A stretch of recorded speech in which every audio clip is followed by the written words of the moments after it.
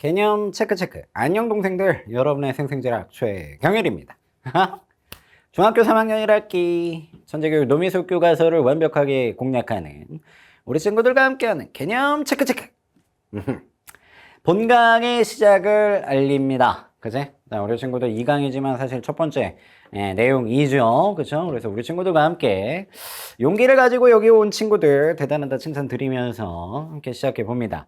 이 강좌는 교환으로 공부하는 강좌입니다. 그래서 아마도 이런 교재를 여러분들 준비를 해주셨을 거라 생각하고요. 교재가 없어도 교과서를 가지고 할 수도 있지만 교재에 또 마련되어 있는 문제 같은 것들이 있기 때문에 그런 것들을 좀 이 강의를 10분 여러분들 걸로서로 온전하게 가져가고 싶다, 오롯이 가져가고 싶다 하신다면 교재를 상주해 두는 것도 나쁘지 않다.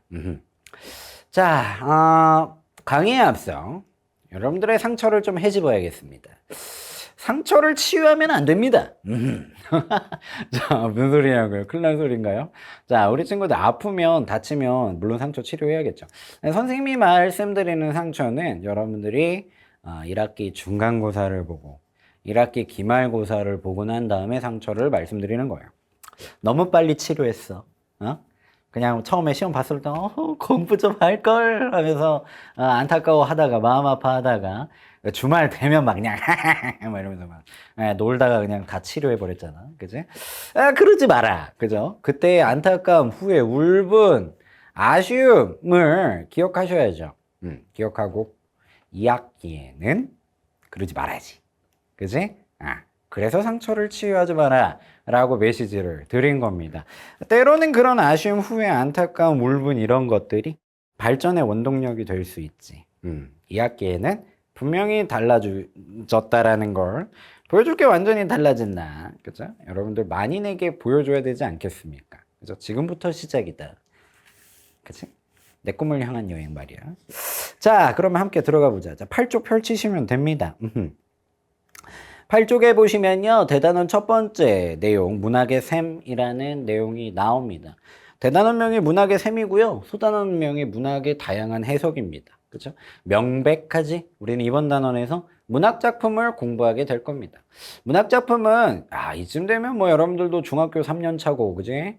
3학년 2학기면 거의 대장님 아닙니까? 그지? 막 다 알죠? 뭐 웬만한 거. 중학교의 어떤 흐름이랄까? 국어 시험에서 많이 나오는 거 뭡니까? 문학이잖아요. 아닙니까? 그죠? 문학 많이 나오죠. 대단한 첫 번째는 뭐 더할 나위 없이 중요하다. 문학 작품 나오니까 시험에 많이 나올 겁니다. 그치? 제대로 공부해 둘 필요가 있겠지. 자, 소단원명의 문학의 다양한 해석인데요.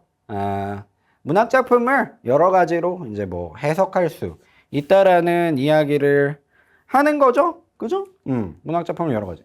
뭐 당연한 말 아닙니까? 그죠? 뭐 문학 작품만 그러겠습니까? 영화를 보더라도 여러분들마다 막 너튜브 보면 영화 비평하시는 분들이 막 여러 가지로 해석해 놓기도 하고, 관객들이 결말을 다양하게 해석하기도 하고, 사람들마다 왜 이렇게 다양하게 해석할까? 사람마다 가지고 있는 생각 이런 것들이 다 다르니까. 그치? 사람들의 생각, 경험, 가치관, 배경지식, 지식 수준 등등등등 이런 것들이 다 다르니까 사람마다 달리 받아들이게 되는 거지. 그죠? 그리고 다양한 해석들이 나오게 되는 거지. 당연한 말입니다. 문학작품을 보고 모든 사람들이 똑같이 해석한다? 그럴 일은 없어. 사람마다 다 다르니까 다르게 해석해. 비슷할 수는 있겠지. 그죠? 근데 조금씩 다 이제 달라지게 되는 거지. 그죠? 그래서 느낌이나 생각 이런 것들이. 자, 그래서 문학작품 해석의 다양성. 이건 기본적인 겁니다.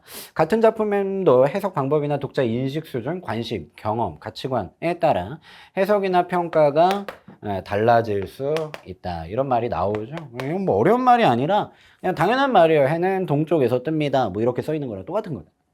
그래서 자연스럽게 그렇게 이해하시면 되겠죠. 그죠? 뭐 선생님의 개그 스타일을 좋아하는 학생도 있고 싫어하는 학생도 있고 이해합니다. 그죠? 추장보다 높으면 고추장, 더 높으면 태양초 고추장 이해합니다. 그죠? 사람마다 다르니까. 그래서 문학작품 해석이 또 마찬가지다. 이렇게 쉽게 이해하시면 될 것 같고요.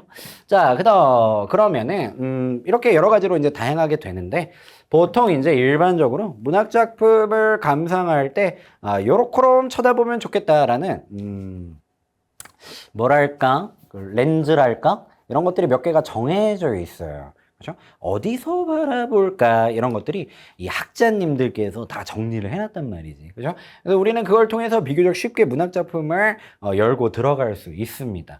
자, 크게 두 가지 방법이 있는데요. 첫 번째는 내적 요소를 중심으로 감상하는 방법. 그다음에 두 번째는 외적 요소를 중심으로 감상하는 방법.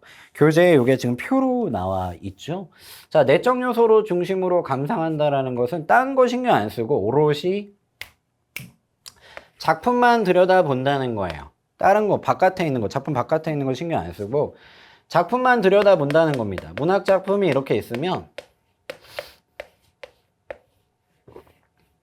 다른 거 신경 안 쓰고 그냥 작품 안에서 작품을 바라본다는 거지. 작품만 본다 이거야, 작품만. 딴 데서 보는 게 아니라 작품만 본다 이거야. 내적 요소 중심으로 감상하는 겁니다. 무슨 소리냐면 작품의 소재, 글감, 구조 표현 등 내적 요소를 중심으로 작품을 해석하는 방법. 그치? 이렇게 이제 감상하면 내적 요소 중심, 다른 말로는 내재적 관점이라고 합니다. 요걸 두고 이제 내재적 관점이라고 해요. 좀 센스 있는 친구들은 벌써 눈치챘죠. 얘가 내재적 관점이면 얘는 뭐겠습니까? 외재적 관점이죠. 아이, 똑똑해. 외재적 관점이죠. 작품 바깥에서 작품을 들여다보는 거. 작품 바깥에서 작품을 들여다본다는 것은 작품을 둘러싼 작가라든가 당대 사회라든가 혹은 독자 이런 어떤 바깥의 것을 통해 가지고 작품을 들여다본다 이거지. 그죠? 이런 관점은 외재적 관점, 외적 요소 중심 관점이라고 보시면 됩니다. 작가의 삶, 사회문화적 배경, 작품이 독자에게 주는 의미 등 외적 요소를 중심으로 작품을 해석하는 방법을 가리킵니다. 그래서 문학 작품을 감상하는 방법은 크게 두 가지로 구분하는 거야. 작품 안에서 보는 거야, 작품 밖에서 보는 거야. 작게는 네 개로 구분하는 거지. 작품만 놓고 보거나 작가 혹은 사회, 독자. 그지? 이런 식으로 구분하는 거죠. 외적 요소 중심으로 감상하는 방법을 다시 좀 세분화해 볼게요. 방금 앞에서 말씀드린 것처럼 사회, 작가, 독자. 그지? 바깥에 있는 것을 통해서 작품을 들여다본다는 거죠. 사회는 뭐냐면 창작 당시 상황입니다. 창작 당시 상황. 작품에 반영된 세계나 작품을 둘러싼 시대적, 사회적 상황을 중심으로 작품을 해석하는 방법인 거지. 시대적 배경, 그죠? 창작 당시, 시대적 상황. 이런 것들을 중심으로 작품을 들여다보는 겁니다. 이게 이제 창작 당시 사회를 고려한 외재적 관점이고요. 작가는요, 작가의 삶과 관련해서 작가가 이런 어떤 자전적인 뭐 특징이 있다. 그다음에 작가가 이런 생각을 갖고 있었다. 이런 의도로 글을 썼다. 뭐 이런 것들을 바탕으로 해가지고 작가 정보를 바탕으로 작품을 들여다보는 거죠.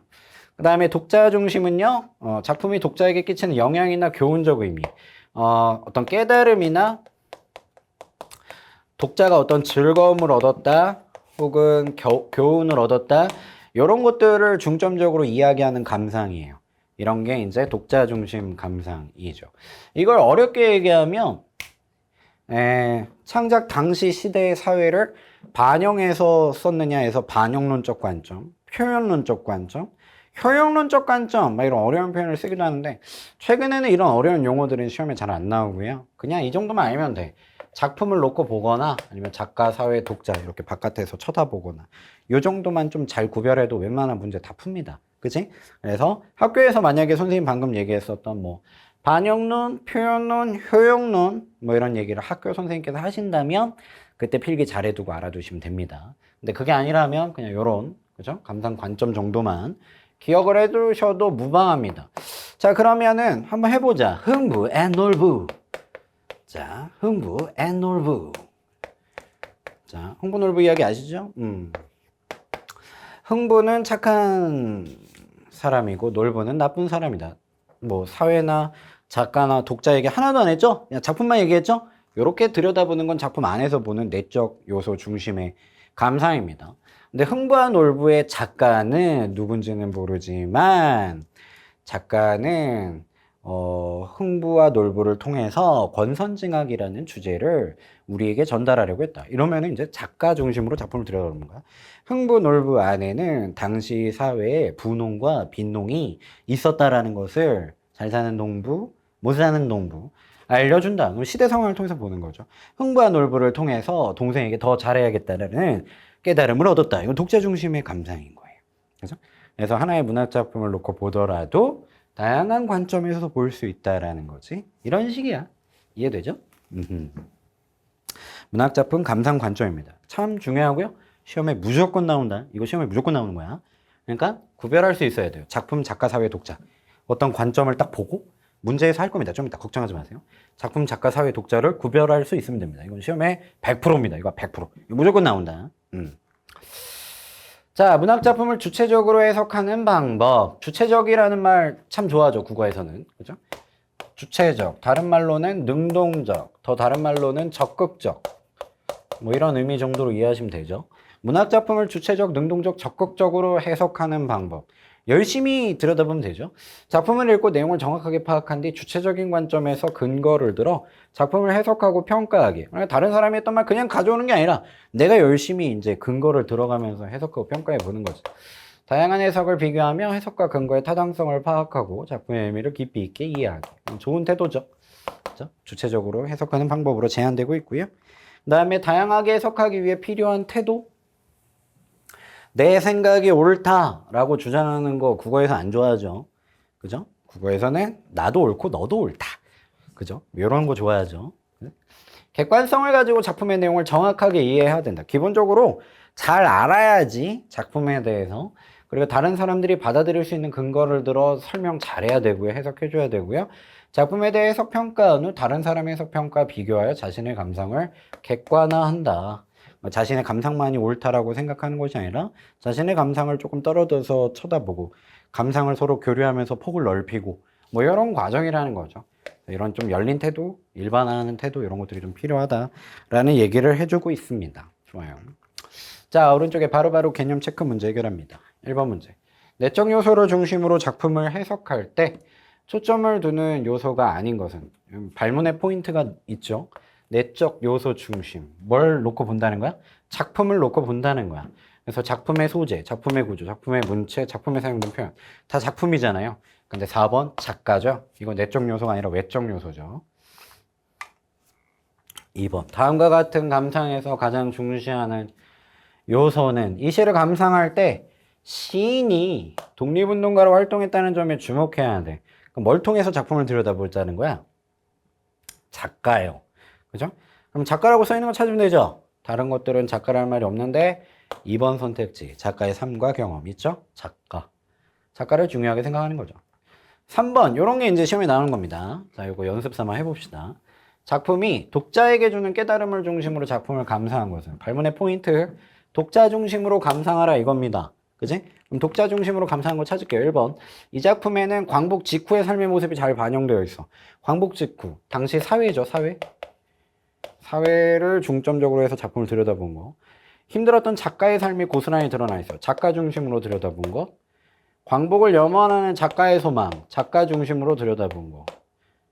이 작품은 의인법을 사용하여 말하고자 하는 바를 효과적으로 표현해서 작품 안에 있는 표현법. 작품을 통해서 안에 있는 내적 요소를 통해서 작품을 들여다본 거. 그지? 사회, 작가, 작품. 5번. 이 작품을 읽고 나면 독자는 세상을 긍정적으로 바라보는 관점을 갖게 될 것 같아. 깨달음, 교훈 같은 거죠. 독자죠. 이런 식이야. 몇 번이 정답이에요? 5번이에요. 이런 식으로 보고 작가, 사회, 독자 작품. 그렇죠? 구별해 놓으면 돼요. 네. 그래서 정답을 찾아야 되는 걸 특정하시면 됩니다. 100%입니다. 이거 무조건 나옵니다. 좋아요. 넘어갑니다. 자, 현대시 청포도 이육사 시인 네, 작품 마주합니다. 9쪽이고요. 첫 번째 소단원의 첫 번째 제재로 우리가 마주하죠. 이육사 시인에 대해서 아십니까? 그쵸? 뭐 선생님이야, 뭐 국어 선생님이니까 마르고 닳도록 들었죠, 그죠? 그래서 이육사 시인의 이름만 나와도 사실은 대충 견적이 나옵니다. 아, 이 사람이 어떻게 이제 어떤 시풍으로 이제 시를 쓰셨고 어떤 것을 소망하셨는지 선생님은 다 알지. 작가를 알면은 잘난 척하는 게 아니라 그냥 그렇다는 겁니다. 작가를 알면은 그런 게 참 좋죠. 근데 그게 모르더라도 이참에 우리 친구들은 알아가셔야 됩니다. 중요한 역사적으로 국문학사적으로 굉장히 의미가 유의미한 그런 작가고요.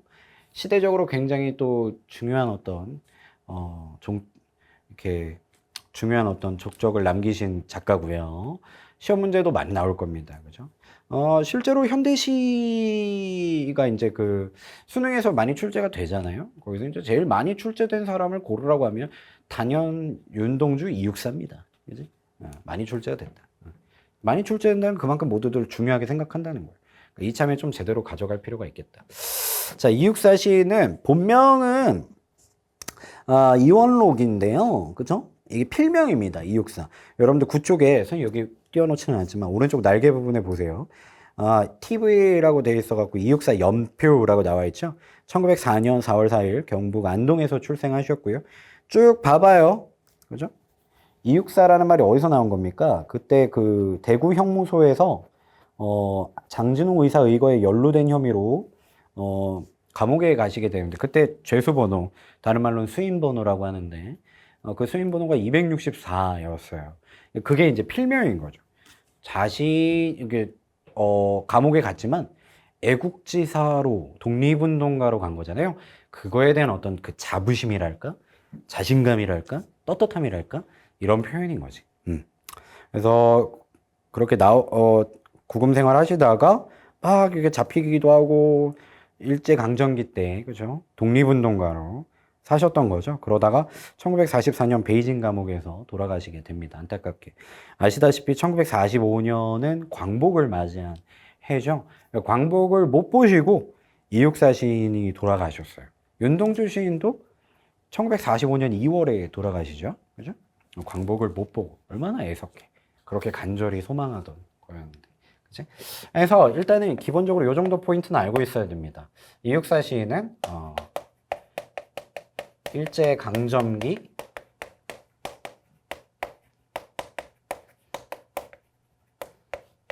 독립운동가다. 그지? 요 정도 포인트는 알고 있어야 돼요. 그러니까 시대적 배경이 일제강점기고 거기에 이제 시인 자신의 특징이 독립운동가다. 그죠? 요 정도 특징은 알고 있으셔야 됩니다. 자, 그러면 청포도 시를 한번 감상해 보도록 할게요. 제목이 청포도죠. 여러분들 청포도 사탕 좋아하십니까? 요새 청포도 하면 청포도 사탕, 그죠? 입안을 상큼하게 만들어주는 달달한 그래서 떠오를 수 있겠는데요. 그 청포도가 이 청포도입니다. 그죠? 물론 사탕은 아니고 과일이죠. 청포도라는 과일이 이제 작품에서 중요한 소재로 언급이 됐겠죠? 제목으로 나온 거 보니까 말이에요. 일단 감상은 여러분들이 쭉 한번 읽어봤을 테니까요. 바로 읽으면서 한번 쭉 끄집어 볼게요. 근데 일단은 처음 우리가 이제 같이 보니까 일제강점기나 독립운동가라는 사실은 배제하고 그냥 작품만 들여다볼게요. 내적 요소 중심으로. 작품만 한번 좀 들여다보도록 하겠습니다. 먼저 내고장 7월은 청포도가 익어가는 시절이라고 얘기합니다. 내고장, 나라고 나오죠. 요 나가 시적 화자죠. 그죠? 시적 화자, 자기 자신을 가리키는 거잖아요. 나, 내, 저, 뭐 이런 식의 제가, 뭐 이런 시적 화자, 자기 자신을 가리키는 표현이 나오면, 뭐라고 우리가 보통 얘기하죠? 시적 화자가 겉으로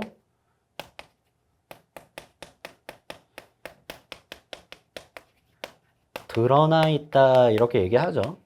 그죠? 시험 문제에서, 시험 문제 선택지에서. 시적 화자가 겉으로 드러나 있다. 저렇게 나라는 표현이 나오면 겉으로 드러나 있다라고 판단합니다. 그래서 내고장 7월은 청포도가 익어가는 시절. 그래서 시적 화자는 지금 뭐 하고 있는 거야? 자기의 그 고장을 생각하고 있는 거죠. 내 고장에, 내 고향에. 고향 생각하는 거야, 고향 생각. 고향이라는 말이 주는 푸근함이 있죠. 그죠? 고향하면 무슨 생각이 납니까? 막 피우피우 팍팍팍팍 막 하면 와 으아 막 무서운 막 이런 생각 납니까? 아니죠? 나나나나나 나나나 막 이런 거 아닌가? 고향이 주는 어떤 푸근함, 낭만, 서정적이고 평화롭고 이런 거잖아. 네? 그런 생각하는 거야. 내고장 7월은 또 청포도가 익어간대요. 그죠? 이게 이제 그 중심 소재인데 이게 중심 소재인데 분위기를 형성하죠. 그죠? 고향을 안 그래도 고향 7월 얘기하고 있고 또 청포도가 익어가잖아. 그죠? 어떤 뭔가 평화로움 그런 거 아니야? 어떤 풍요로움 뭐 이런 거 생각나지 않습니까? 이런 분위기를 자아내게 되죠. 그죠?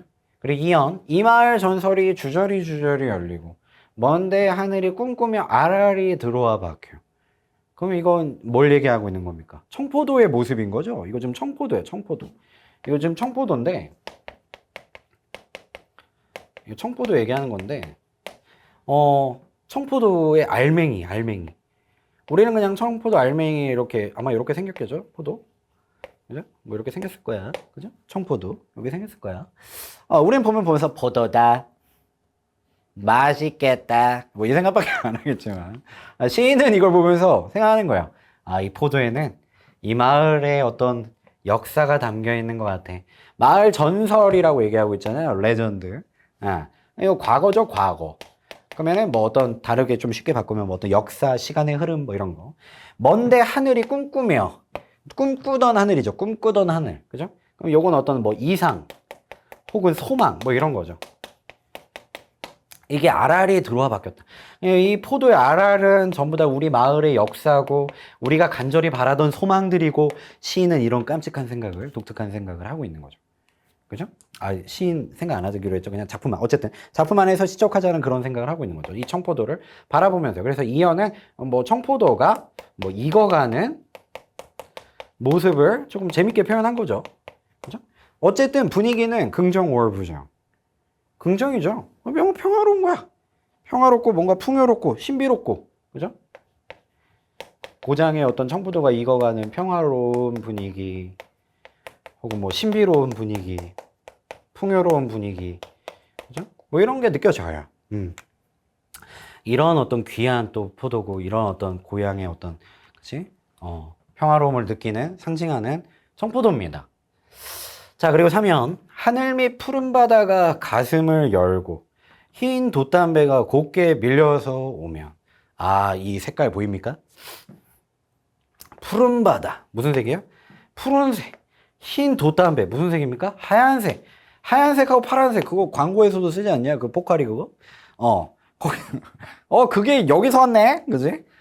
이 푸른 바다하고 흰 돛담배 이런 걸 색깔이 이렇게 명백하게 대비를 이루는 걸 국어에서는 뭐라고 하냐면 색채 대비라고 하죠. 그죠? 색채 대비. 이 파란색이 슬픔을 나타내나요? 그런 건 아니에요. 청포도도 파란색이고 푸른 바다도 파란색이잖아요. 그죠? 동그라미 표시해볼까? 바다 파란색, 청포도 파란색. 뭔가 싱그러움, 청량함, 평화로움 뭐 이런 걸 나타내는 거야. 그죠? 그리고 흰 돛담배가 거기서 막 생각해봐. 이걸 다르게 바꿀까?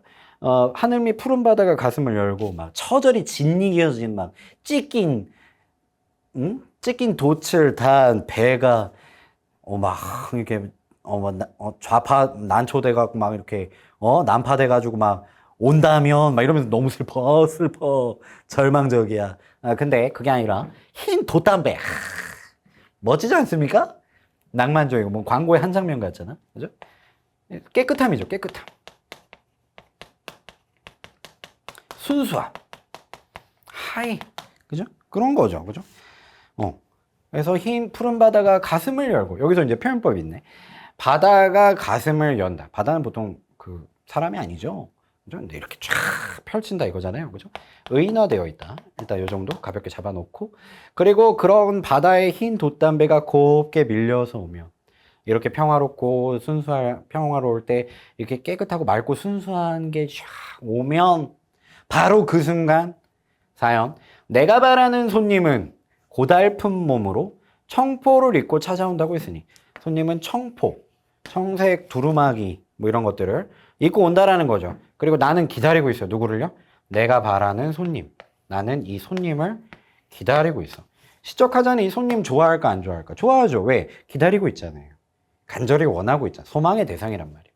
그죠? 화자가 기다리는 대상이에요. 시적화자가 간절히 바라는 대상, 기다리는 대상이에요. 얘가 올 때를 기다리고 있었던 거예요. 준비하고 있었던 거지. 그지? 근데 이 손님이 어떻게 옵니까? 고달픈 몸으로 오죠. 그죠? 손님이 칠랄레 팔랄레 춤추며 온다. 그게 아니라 고달픈 몸으로 온다. 그러면 생각해봐. 이 손님이 어떻게 왔을 것 같아, 그간.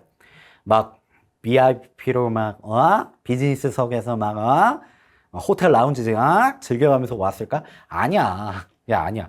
뭔가 힘들게 온 거예요. 알 수 없는, 구체적으로 알 수 없지만, 그렇죠? 고달픈 몸으로 어렵게 어렵사리 힘들게 이곳에 청포를 입고 찾아온다고 했으니 오연 내 그를 맞아. 여기서 그는 손님이죠. 내 그를 맞아 내가 그 손님을 맞아 이 포도를 따먹으면 이 청포도 손님을 위해서 함께 먹겠다 이거죠. 두 손은 한뿍 적셔도 좋으련 두 손이 한뿍 젖어도 나는 좋다 라는 얘기를 하는 거죠. 선생님 왜 젓가락이나 포크로 안 먹고 손으로 먹나요? 그게 중요한 게 아니에요. 그게 중요한 게 아니에요. 내 손이 젖어도 괜찮다라는 게 중요한 거지. 그죠? 이거는 손님을 위해서라면 나는 어찌해도 괜찮다라는 화자의 의지죠. 그죠? 화자의 의지가 드러나는 부분입니다. 그만큼 간절히 만나고 싶고 그 손님을 위해서라면 나는 뭐 어떻게 돼도 좋다. 그죠? 조금 어렵게 얘기하면 자기 희생, 헌신까지도 생각해 볼 수 있겠죠. 좀 더 깊이 들어가자면 그죠? 자기 희생, 헌신까지도 생각해 볼 수 있겠습니다. 그죠? 이 포도를 따먹으면 두 손은 한뿍 적셔도 좋으련. 마지막 연입니다. 아이야, 아이야 하고 부르고 있어요. 아이야, 우리 식탁엔 은쟁반과 하얀 모시수건을 마련해 두렴. 은쟁반, 하얀 모시수건 누굴 위해서 마련하는 겁니까? 손님이죠. 손님 맞을 준비. 그리고 정성이에요. 정성. 그죠? 은쟁반 뭐 귀한 건가요? 아무 데서나 막 그냥 볼 수 있는 건가요? 귀한 거지. 그죠? 은으로 된 쟁반. 하얀 모시수건. 이거 뭐 고춧가루라도 하나 떨어지면 티가 바로 나죠? 그죠? 깨끗하고 귀한 거죠. 그죠? 둘 다 흰색을 나타내고 순수함, 맑고 깨끗함 뭐 이런 것들을 의미하죠. 그죠? 그리고 은쟁반하고 하얀 모시수건은 결국에 손님을 맞이할 노력, 준비, 정성 정도로 생각해 볼 수 있습니다. 그리고 아이한테 확실히 얘기해 주죠. 마련해 두렴이라고. 단정적이야. 단정적. 그죠? 다르게 표현해 볼까? 아이야, 우리 식탁엔 은쟁반과 하얀 모시수건을 마련해야 할까? 이러면은 올 수도 있고 안 올 수도 있겠지. 아이한테 이제 의문문으로 표현하는 거죠. 근데 그게 아니라 아이야, 우리 식탁엔 은쟁반과 하얀 모시수건을 마련해 두렴. 이건 뭐야? 단정적인 거죠. 온다 이거야. 그죠? 손님이 올 것이라 확신하고 있다라는 거지. 그죠?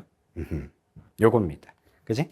그래서 이렇게 시적 화자가 고장의 청포도가 익어가는 시절에 청포도를 바라보면서 고향도 생각하고 그리고 나서 손님이 오실 때를 위해서 준비한다라는 내용의 그런 시입니다. 그죠? 그래서 내용만 놓고 봤을 때는 뭐 요 정도 이끌어낼 수 있는데요. 여기서 끝나면 안 됩니다. 그죠? 왜? 지은이가 이육사니까요. 지은이가 이육사니까 우리는 어떻게까지 들어가야 돼요? 일제강점기 독립운동가라는 시인의 삶하고 가치관이랑 이런 것들까지도 연결해서 들여다 봐야 되는 거죠. 그죠? 그러면 그거를 연결해서 다시 한번 좀 생각해 보도록 하겠습니다. 일단 내고장 7원 청포도가 익어가는 시절 이 마을 전설이 주저리 열리고 먼데 하늘이 꿈꾸며 아라리 들어와 박혀 평화로운 시기 귀한 청포도입니다.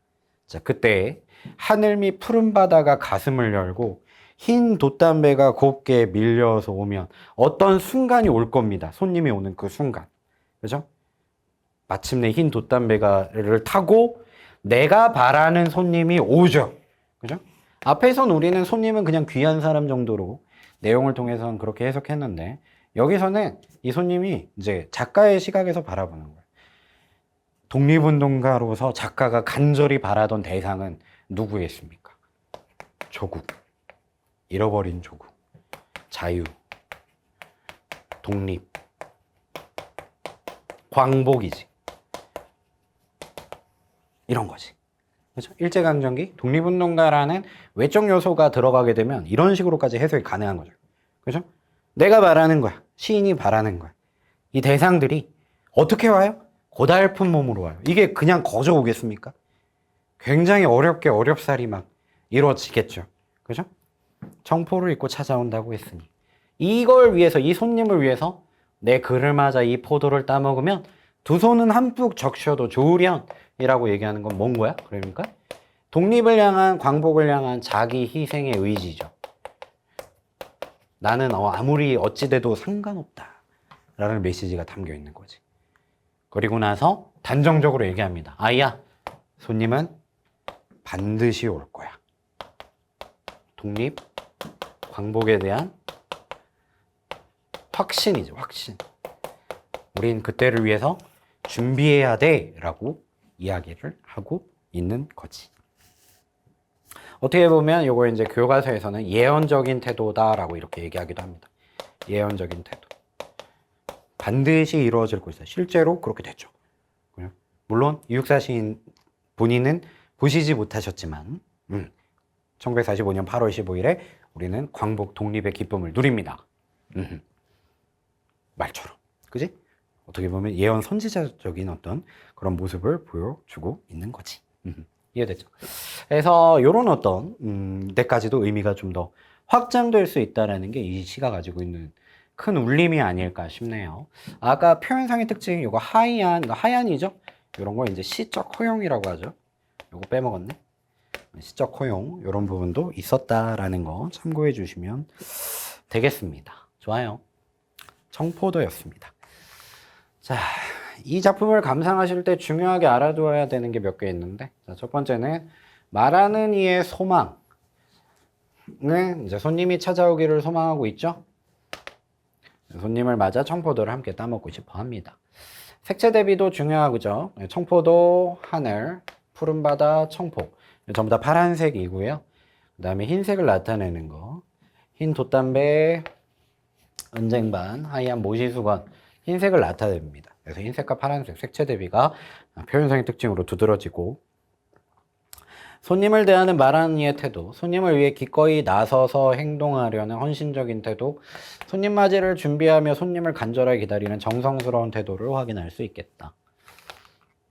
자, 소단원 체크. 빈칸에 공통적으로 들어갈 시험. 말하는 이는 손님과 함께 뭐뭐를 따먹기를 소망한다.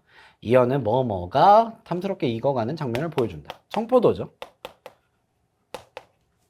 제목이기도 한, 이렇게 쓰시면 될 것 같고, 이번에 기억에 사용된 표현 방법으로 알맞은 거, 기억, 하늘 및 푸른 바다가 가슴을 열고 인데요. 바다는 가슴을 열지 못하죠. 근데 사람처럼 표현했지? 의인법 되겠습니다. 그래서 1번 선택지 잡고요. 역설법은 모순되는 거죠. 앞뒤가 말이 안 되는 표현법. 고와서 서러워라, 소리 없는 아우성, 이런 게 역설법이죠. 반어법은 반대로 얘기하는 거예요. 죽어도 아닌 눈물 흘리우리다, 이런 거. 도치법은 문장의 순서를 바꾸는 거죠. 사랑한다, 나는 너를, 뭐 이런 식으로. 서리법은 의문문이 아닌 애를 일부러 의문문으로 표현하는 거죠. 그죠? 3번, 다음 중 색채 이미지가 다른 하나는, 다른 건 다 파란색인데 하나만 흰색이네요. 그죠? 그래서 5번 선택지, 하얀 모시수건, 흰색이다. 표현할 수 있겠죠? 좋아요. 그래서 정답 5번 선택지. 넘어가서 핵심 정리까지 봅니다. 10쪽에 보시면, 자, 소단어 마무리로 핵심 정리가 나오는데요. 자, 이 갈래는 현대시, 그리고 시기상 현대시, 형식상 자유시, 내용상 서정시. 성격은요, 감각적이고요. 색채 대비 시각적인 이런 감각이 두드러지죠. 그 다음에 상징적이고 미래지향적. 이게 손님이 가지고 있는 상징적 의미. 미래지향적인 그런 특성들을, 그죠? 가지고 있었지? 예언자적인 특징이었잖아요. 그죠? 제재는요, 청포도고요. 주제는 풍요롭고 평화로운 세상을 회복하기를 바라는 간절한 소망. 작품만 보면은 그럴 수 있는데, 그 안에 이제 시인의 어떤 삶이나 시대적 배경 생각하면, 광복을 염원하는 마음, 광복을 기다리는 자세, 뭐 이렇게까지도 나아갈 수 있지. 특징은요, 청포도 손님과 같은 상징적 표현을 사용하고, 손님이 그냥 단순하게 그냥 손님이라고 생각하면 소중한 사람, 귀한 대상인데 시인이나 일제강점기를 생각하면 독립, 광복, 조국, 자유 뭐 이런 거죠. 평화롭고 풍요로운 미래 세계를 소망하는 마음을 노래하고 평화로운 이미지가 담겨있는 푸른빛과 깨끗한 이미지가 나는 흰빛의 색채가 대비된다. 그래서 색깔 표현, 색채 대비되는데 둘 중에 하나가 뭐 부정적이다 이거 아닙니다. 둘 다 긍정적인 거예요. 자, 주요 포인트. 푸른색과 흰색의 색채 대비. 푸른색은 청포도 하늘, 푸른 바다 청포 이고요. 흰색은 흰돈 담배, 은쟁반, 하얀 모시수건. 이 흰색입니다. 파란색은 뭔가 평화로운 이미지와 관련이 있었고, 흰색은 깨끗하게, 순수하게, 맑고 자신있게 뭐 이런 거죠. 말하는 이가 꿈꾸는 평화롭고 순수한 세계의 모습이 잘 드러나죠. 이 색깔이 교차적으로 막 나오면서요. 이런 특징을 갖고 있었다.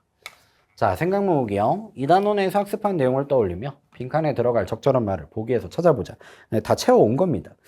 자, 문학작품은 해석 방법이나 독자 인식 수준, 관심, 경험, 가치관에 따라 다양한 해석이 가능합니다. 이해하시고요. 네, 문학작품 내용과 형식, 작가 작품이 창작된 시대, 독자에게 전달되는 의미 등을 고려하여 해석할 수 있습니다. 그렇죠? 작품을 감상하는 네 가지 방법. 작품, 작가, 사회, 독자. 문학작품은 주체적인 관점에서 적절한 근거를 들어 해석하며 감상할 수 있죠. 문학작품을 감상할 때 다양한 해석 방법을 활용하면 작품을 이해하는 데 어떤 도움이 되는지, 그죠? 우리가 방금 느꼈잖아요. 그죠? 청포도만 하더라도 그냥 보면 뭐 손님 맞이구나 인데 그 안에 이제 이육사 시인이 딱 보이게 되면 울림이 다르잖아. 그지? 다양한 해석 방법을 활용하면 한 작품을 여러 각도에서 바라볼 수 있어 작품을 깊고 넓게 이해하는 데 도움이 되죠. 다양한 해석을 비교하고 작품에 관한 생각을 자유롭게 떠올려 보면서 자신의 관점에서 작품을 해석할 수 있게 됩니다. 그치? 타당하게 해석할 수 있게 되는 거지. 이렇게 마무리하도록 하죠. 네. 그래서 이렇게 마무리하도록 하죠. 먼저 첫 번째 강의 우리 친구들과 함께 이렇게 열어보았고요. 그렇죠? 그래서 우리 친구들과 처음 시작 스타트를 함께 열어보았습니다. 시작 기반이라는 말을 분명히 여러분들 느끼게 될 겁니다. 그치? 그래서 지금 날카로운 초심 끝까지 잘 유지하며 함께 한 호흡에 달려갈 수 있으면 좋겠습니다. 정말 고생 많았습니다. 다음 강에서 만날게요. 그럼 우리 친구들 오늘도 생생지락 되소서.